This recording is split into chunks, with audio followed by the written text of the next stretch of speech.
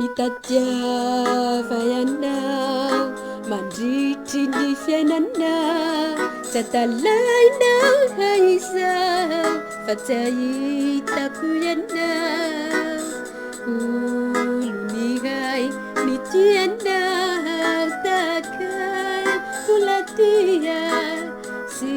hotianao tsy misy afoy izay nomeko anao na afaka nambaga fizao noleo anao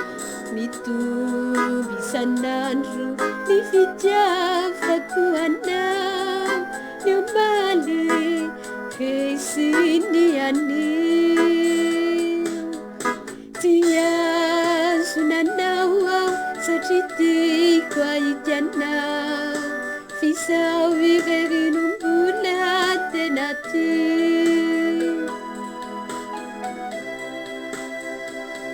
fantatro fa tsy ahitany anao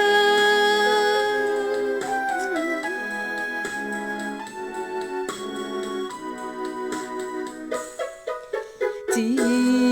isanampo ny abeny fokoty afoiko atraminy aiko zay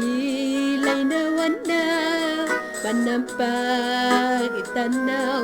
izao irehino ahay azaka ny tsy mety ataonao